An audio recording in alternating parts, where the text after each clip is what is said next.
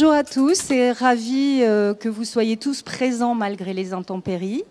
Nous sommes très heureux de vous accueillir aujourd'hui pour cette nouvelle édition du Salon Maisons et Objets qui célèbre ses 30 ans, je suppose que vous avez remarqué. Donc un bel événement à célébrer aujourd'hui et on sera sous le thème de Tech Eden.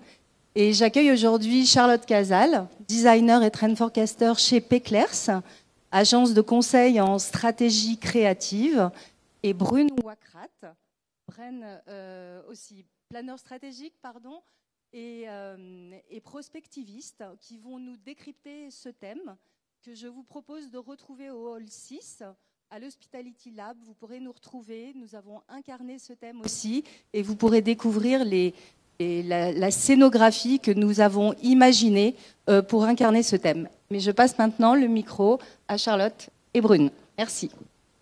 Bonjour à tous, on est ravis d'être là aujourd'hui. Bonjour à tous, merci beaucoup d'être là. Donc, comme vous l'a dit Valérie, le grand thème de cette année, c'est donc Tech Eden, un nouvel éveil naturel. Donc en effet, c'est pour célébrer les 30 ans de Maisons et Objets. Donc c'est un thème futuriste qui est tout autant prospectif que désirable. Alors, dans un premier temps, on va venir définir ce thème. Pourquoi Tech et Eden? Deux mots qui peuvent paraître presque antinomiques. D'un côté, c'est sûr qu'on a tous notre imaginaire, l'imaginaire de la tech, de la technologie, un monde scientifique souvent vu comme froid, voire peut-être pour certains d'entre vous un peu effrayant. De l'autre côté, l'idée de l'Éden, l'Éden naturel, cet endroit extraordinaire dont on a même été chassé tellement il était beau, dans lequel on a une nature primaire, luxuriante, extraordinaire.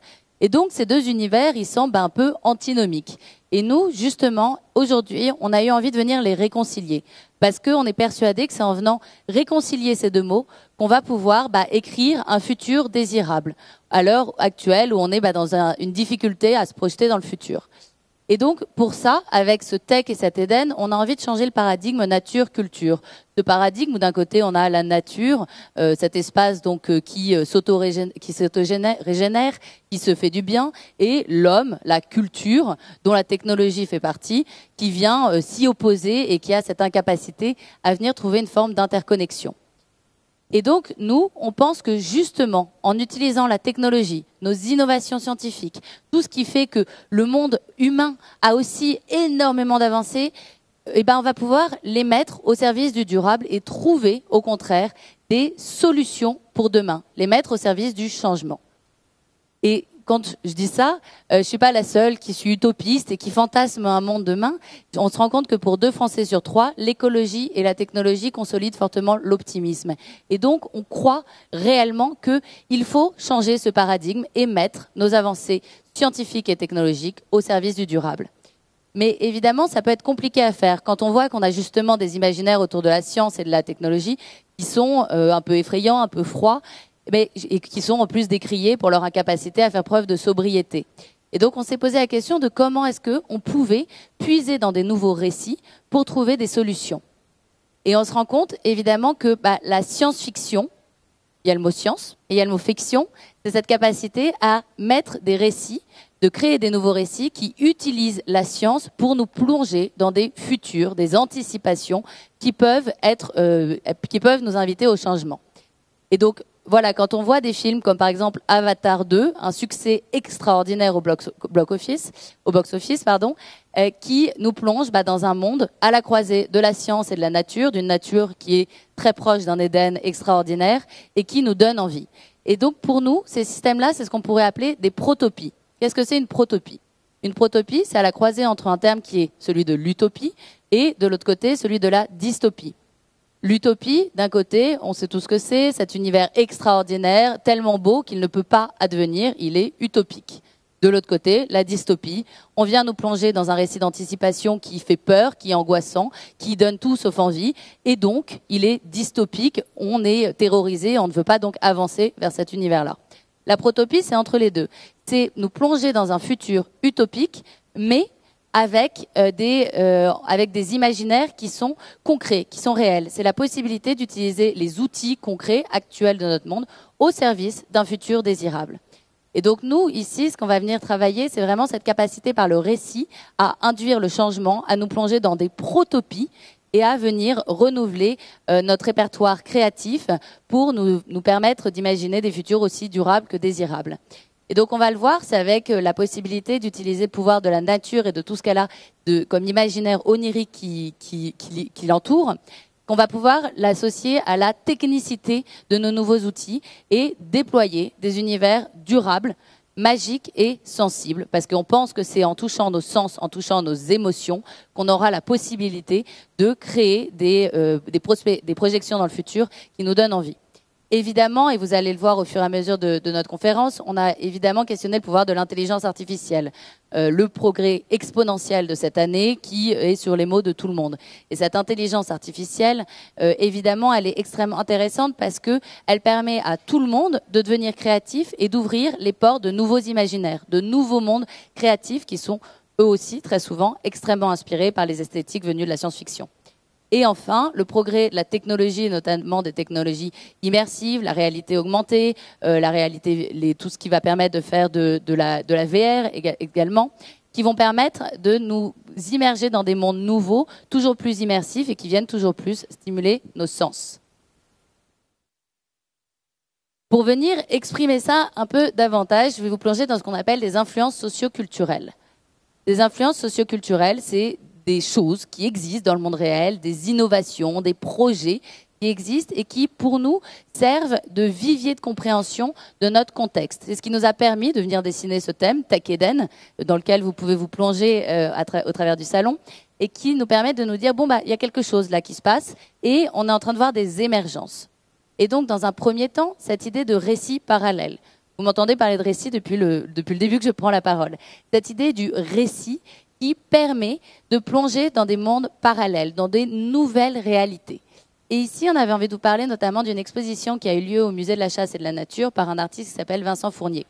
C'est une exposition qui s'appelle Uchronie, encore un nouveau mot, qui finit en « i ».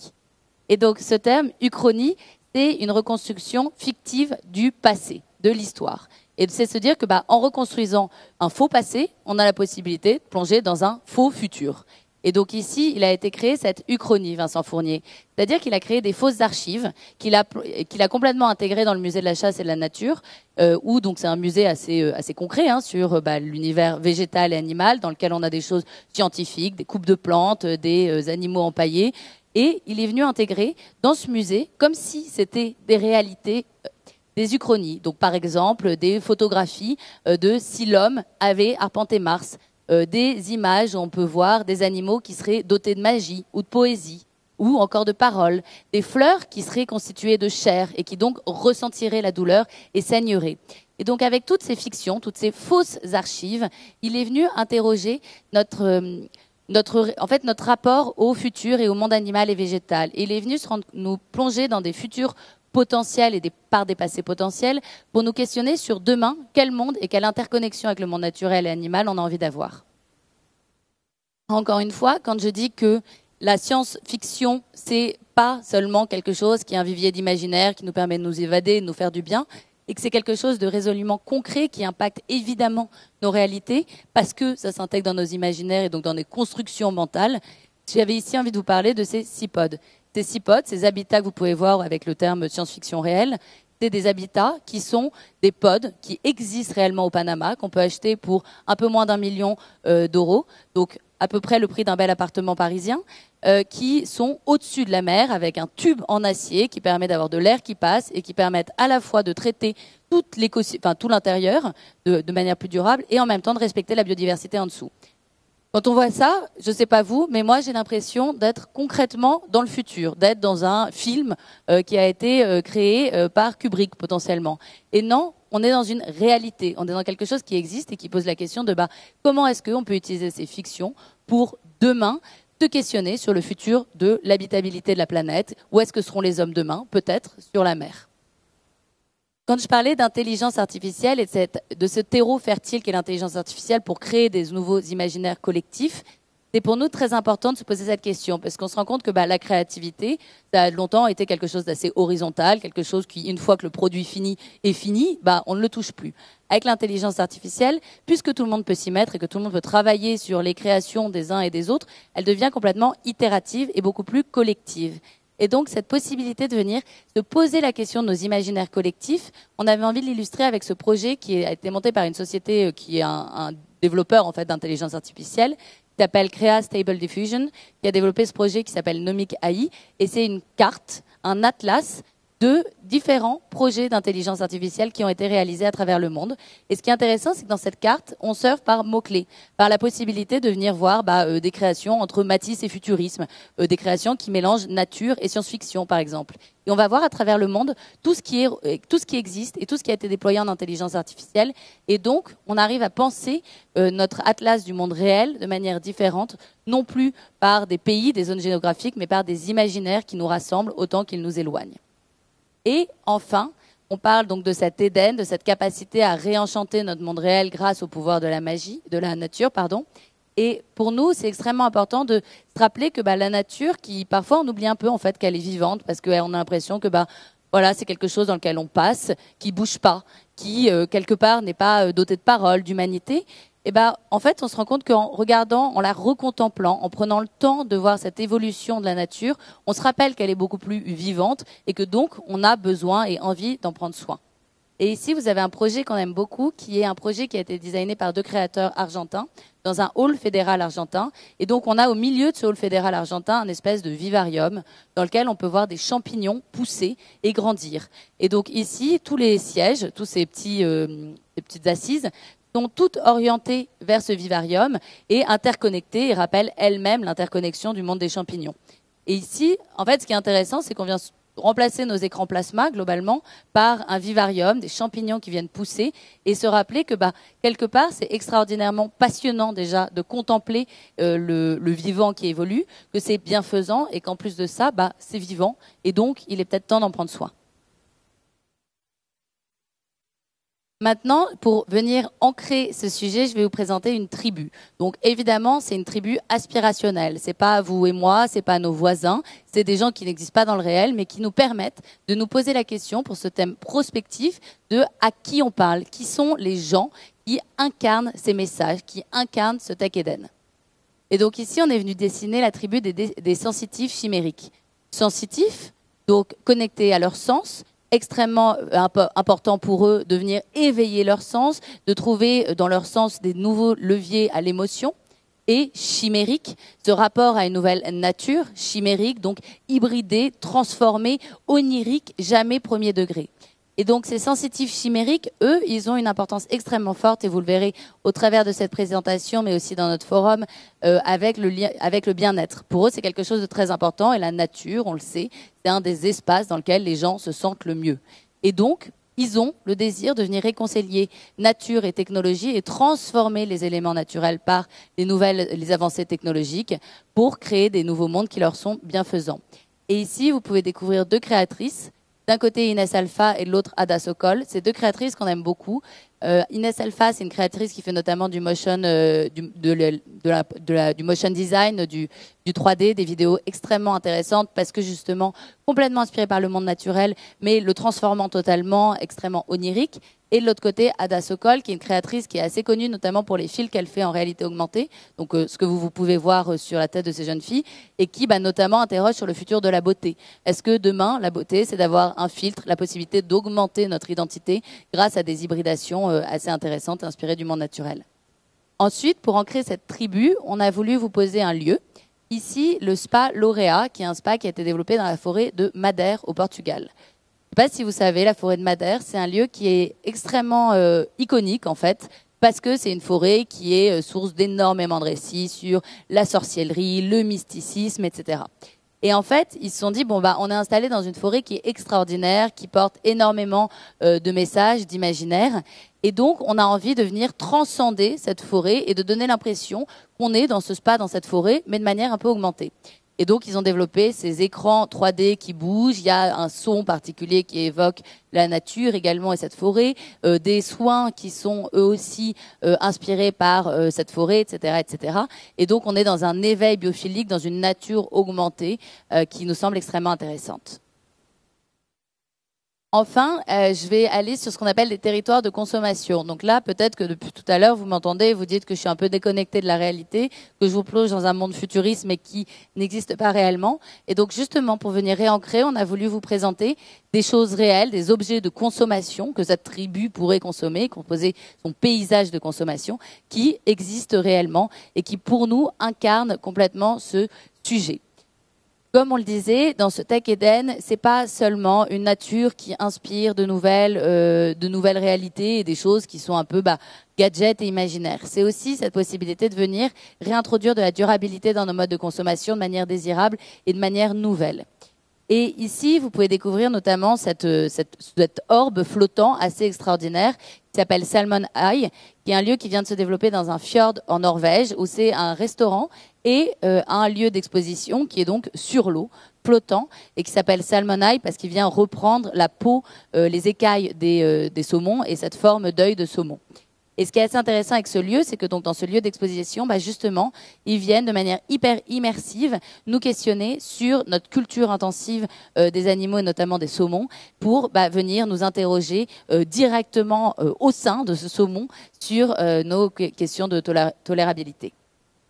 Ensuite, ici, vous pouvez découvrir au niveau du numéro 2 un projet du restaurant Noma, meilleur restaurant du monde à Copenhague, qui a décidé de fermer ses portes pour développer Noma 3.0, un laboratoire d'expérimentation. Et donc, ils ont décidé de partir aux 4 coins du monde pour avoir la possibilité de venir renouveler leur langage créatif, découvrir des nouvelles saveurs et notamment des nouvelles plantes et venir créer des nouveaux produits, des nouveaux modes de consommation à la fois plus durables et plus désirables.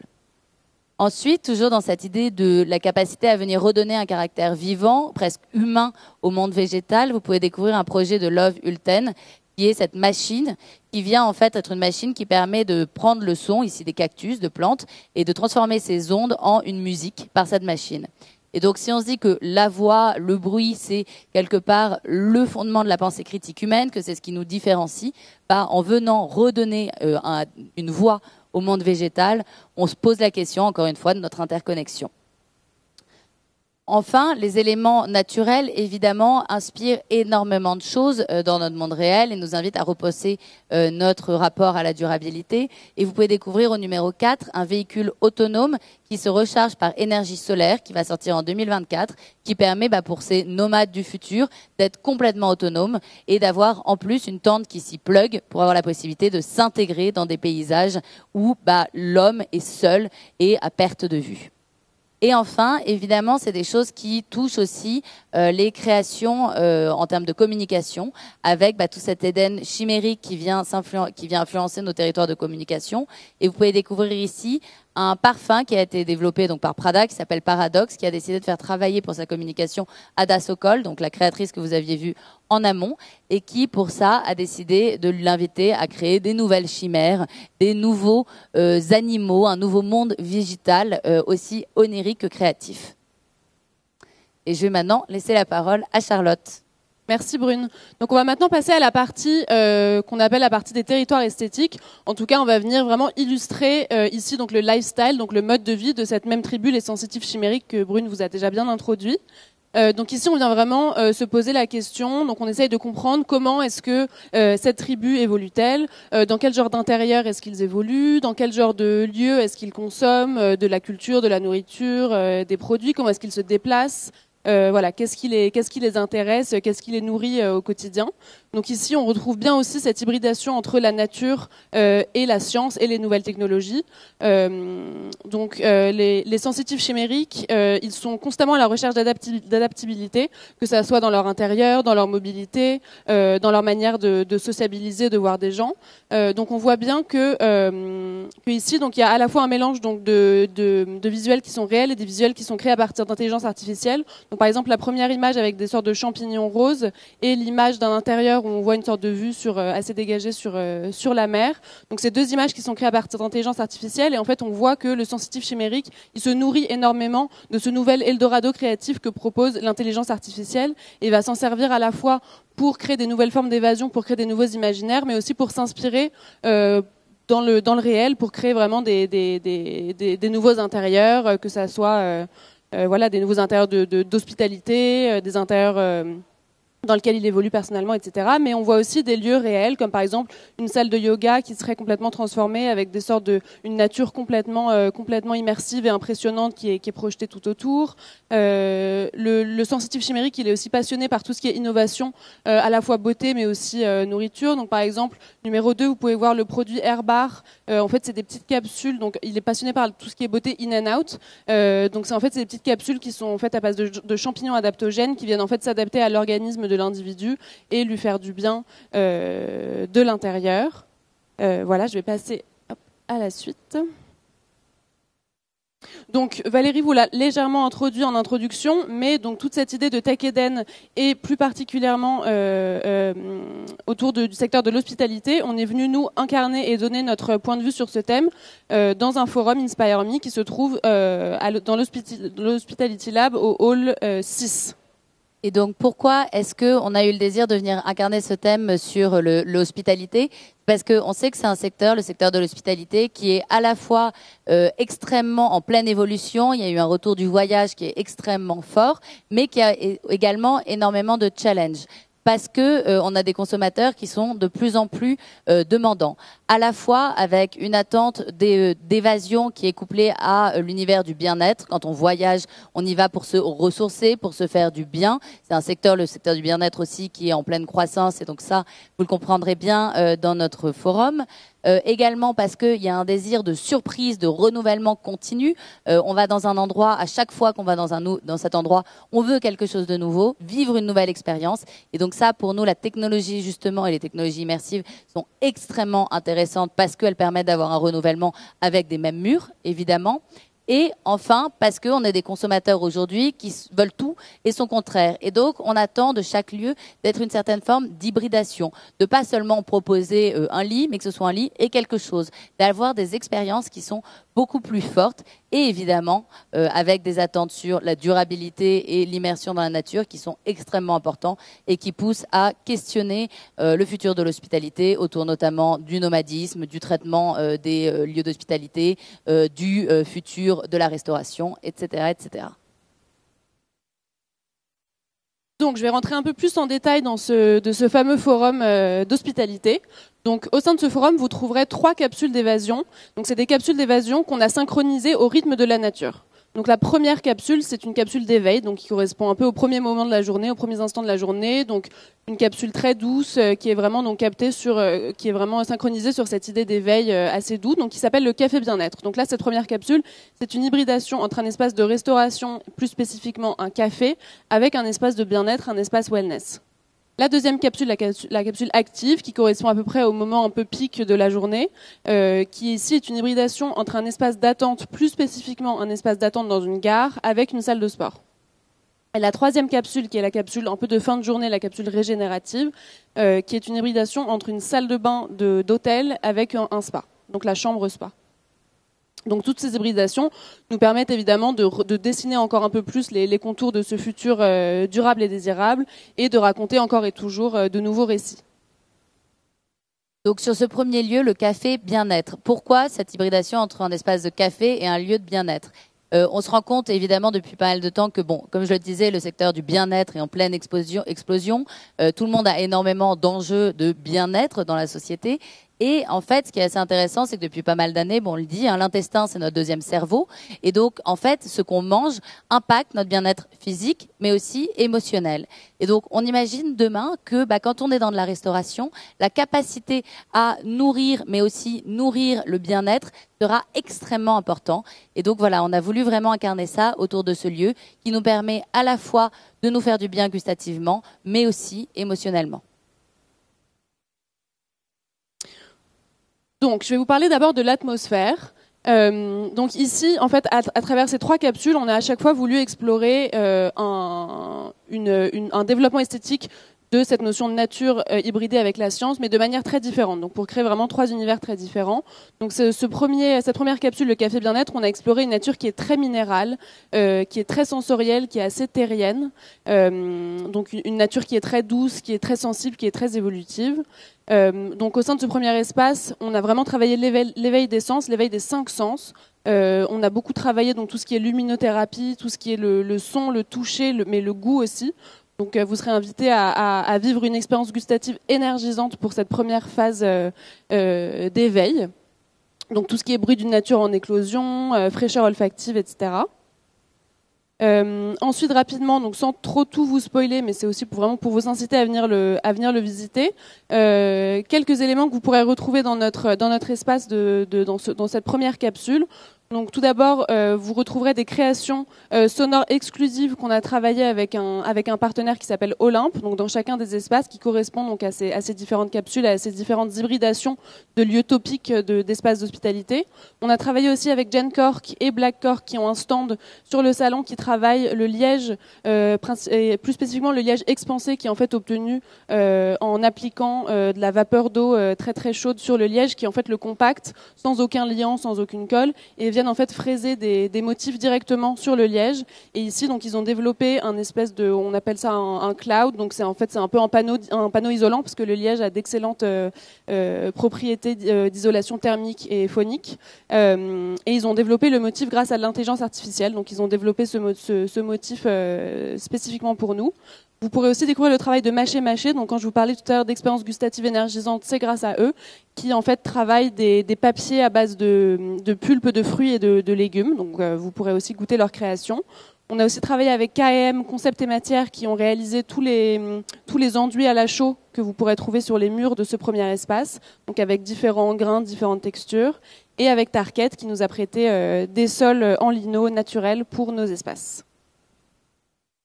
Ensuite, pour la partie des produits, donc encore une fois ici c'est une sélection à la fois parmi la sélection maison et objets MOM que l'on peut retrouver à travers le salon, mais on est aussi venu identifier des talents, des artistes, des créatifs qui nous inspirent. Donc sur la vidéo, vous pouvez voir le travail de Theresa Berger, une designer autrichienne, qui repense notre manière de manger, de consommer, avec des créations en céramique magnifiques qui nous font aussi penser à cette idée encore d'hybridation. Donc on peut se servir aussi de ces créations, pas seulement pour manger, mais aussi pour exposer des produits de beauté, pour faire ses masques, mélanger des ingrédients, etc. Juste à côté, le travail d'Hugo Drubé, qui faisait partie de la sélection Rising Talents de l'année dernière, qui crée des créations en céramique imprimées en 3D magnifiques. Et ici, il reprend vraiment un motif un peu d'onde sur de l'eau. Donc quelques produits de beauté, Super Zero, Eccles, qui travaille avec des matériaux naturels, avec des algues, avec des coques de riz. Numéro 11, vous pouvez voir les petites balles aussi en liège, que nous a prêté Gen Cork, donc qui sont faites 100% en liège expansé, sans aucun liant, sans aucune colle. Les couverts Cerax, qui sont donc inspirés d'une nature assez brute, très texturée. Des créations en cire, des créations en mycélium, des créations en céramique, donc plein de belles choses que vous pourrez découvrir dans ce premier café bien-être. Ensuite, on va passer donc à cette deuxième capsule, cette capsule active qui est ce sport en gare. Donc, on a décidé de se poser la question d'un des forts lieux d'hospitalité, la salle d'attente. La salle d'attente, l'endroit que je pense tous on aime le moins quand on part en voyage, qui est un endroit où on est dans une société de l'ultra optimisation du temps, on a l'impression de perdre notre temps. On attend. Et donc ici, on a voulu vous plonger dans un lieu qui est particulièrement ancré, qui est la salle d'attente d'une gare.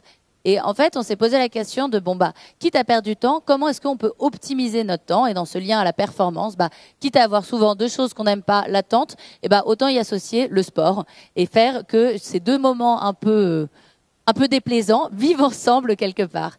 Et donc, on est venu ici se poser la question de comment est-ce que, dans cet objectif de performance du corps, de l'esprit, d'optimisation du temps, on pouvait hybrider ces deux lieux et créer encore un nouveau monde hyper immersif.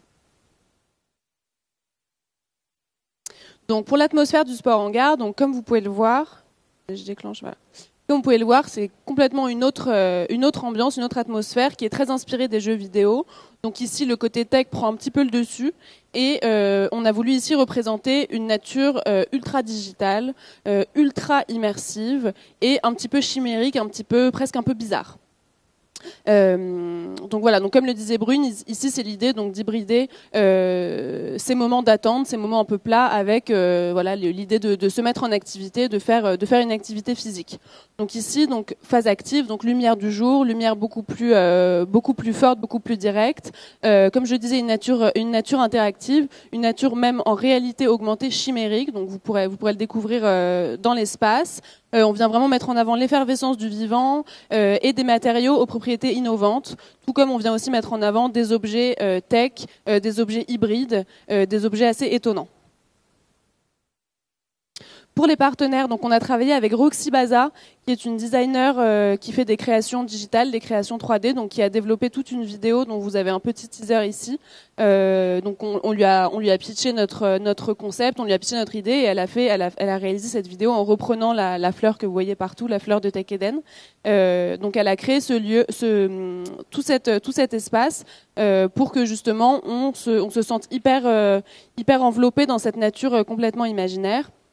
Et elle a aussi réalisé un filtre Instagram que vous pourrez tester dans notre espace. Toujours ici, une création sonore exclusive d'Olympe et des sols et des murs Target. Pour les produits, donc encore ici, une sélection à la fois de mômes et de designers émergents. On a une très belle lampe de Loris Gallet, le numéro 1 tout en bas. Donc une toute nouvelle lampe dans un nouveau coloris qu'il a fait pour l'occasion, qui en fait est un bloc de résine sculpté complètement intact, ultra beau, avec en fait des LED à l'intérieur qui viennent illuminer de manière assez surprenante l'objet. On a donc un fameux vélo numéro 10 qui est fait par Cyclote, sur lequel vous pouvez vraiment vous mettre en activité devant cette nature ultra englobante, ultra chimérique. Encore une fois ici une création d'Hugo Drubet qui nous a prêté son vase chrysalide, où il vient vraiment donc mélanger cette nature et cette technologie, vu qu'il est lui aussi imprimé en 3D. On a un purificateur d'air Dyson, leur dernier modèle. On a une fontaine qui sert à la fois pour l'espace d'attente, mais aussi pour l'espace de sport. On a une valise de crash bagage qui est assez étonnante et déjà un peu cabossée lorsqu'on l'achète. Decathlon nous a prêté des prototypes de chaussures complètement futuristes avec des matériaux assez intéressants. On a une super enceinte en forme d'œuf de Olympe et des créations plus artisanales qu'on est venu sélectionner parmi la création maison et objets. Et enfin, le troisième espace, cette chambre spa. Donc quand on parle de chambre, c'est une chambre d'hôtel, mais plus encore particulièrement une salle de bain. Et qu'on est venu hybrider avec un spa. On s'est rendu compte aujourd'hui qu'en fait, l'idée du spa, cet endroit public, collectif, pouvait pour certains manquer de désirabilité. On n'a pas forcément envie d'avoir un moment de détente avec énormément de gens autour de nous. On a plutôt envie que ce soit un moment privé, intime, personnalisé. Et donc, dans ces attentes de personnalisation, au fur et à mesure, on se rend compte que la chambre d'hôtel est de plus en plus pensée pour sa capacité à répondre aux désirs sur mesure de consommateurs toujours plus complexes, en fait, et aux désirs toujours plus précis. Et donc, aujourd'hui, quand on va dans une salle de bain d'hôtel, on n'a pas envie d'avoir cette salle de bain qui est homogénéisée pour tout le monde. On a envie d'avoir des choses qui nous permettent, selon nos désirs, selon l'instant de la journée, de se mettre sur mesure à notre service. Et donc ici, c'est vraiment ce qu'on est venu travailler, cette capacité à déployer des expériences personnalisées, intimistes dans les salles de bain d'hôtel, en s'inspirant de l'univers du spa notamment. Donc ici, c'est une atmosphère on a voulu vraiment représenter une nature peut-être un peu plus premier degré, en tout cas plus intuitive, très végétalisée. Donc ici, c'est la phase régénérative. Donc c'est vraiment un peu un moment de repli, un moment pour soi, un moment presque de méditation, un moment où on peut se poser et un peu digérer tout ce qu'on a passé pendant la journée, surtout pendant le salon. Ici, on a voulu explorer l'idée de bain sonore, de sound bath, qui est une pratique de méditation, de médecine douce, qui permet justement presque de se guérir avec les sons, avec différentes sonorités qui font du bien. Donc on a vraiment travaillé cette idée de temps suspendu, de synesthésie. Donc ici, vous pourrez vraiment expériencer des sons feutrés, une naturalité très apaisante, et comme je disais, une nature beaucoup plus biophilique et assez luxuriante. Ensuite, pour les partenaires, donc Delius qui nous a prêté des tissus, Austria qui faisait partie des Future on Stage de l'année dernière, qui font en fait une sorte de terrazzo, donc sustainable, avec des déchets marins, de coquilles d'huîtres et de coquilles de moules, donc qui sont magnifiques. Ils nous ont prêté des grands plateaux sur lesquels on est venu exposer des produits. Donc encore une fois, une création exclusive d'Olympe. Narcisse qui a fait tout un travail donc il y a un studio de wellness et qui a fait toute une vidéo que vous pourrez venir, donc avec tout un son aussi, vous pourrez venir faire. C'est un exercice en fait de face yoga, donc de gym facial que vous pourrez faire pour un peu, encore une fois, prendre un temps pour soi, se poser en fin de journée. Et ici aussi des sols Target. Ensuite, pour les produits, donc comme le disait Brune, c'est une hybridation entre une salle de bain d'hôtel et un spa. Donc on est venu vraiment illustrer ces deux parties-là. Donc on est venu exposer des produits de Laofen, qui sont des fabricants de vasques et de sanitaires. Donc ils ont fait cette collection en collaboration avec Alessi, donc de sanitaires et de vasques, qui ressemblent vraiment à des sortes de galets, des formes hyper organiques, dans un noir presque un peu brun. En céramique magnifique. On est venu aussi exposer les produits de Théophile Caille, qui est un artisan qui fabrique donc des rasoirs et des blaireaux, enfin des accessoires de beauté dans des matériaux ultra surprenants, avec des résines et des matières naturelles.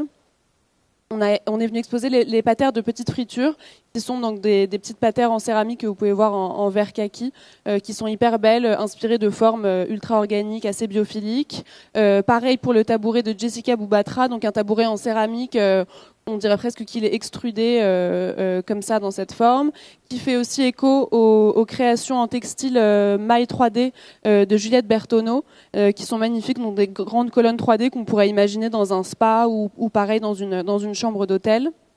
Numéro 10, vous pouvez voir, c'est des bouillottes qui sont faites en céramique. On dirait des petites, comme des petites. Oui, c'est des petites bouillottes en céramique qui sont faites par deux jeunes créatrices dont le studio s'appelle Eng Piplar. Donc c'est un peu des bouillottes à l'ancienne qu'on peut venir glisser dans son lit ou dans une salle de vie, mais qui sont magnifiques et qui sont très organiques et très agréables au toucher.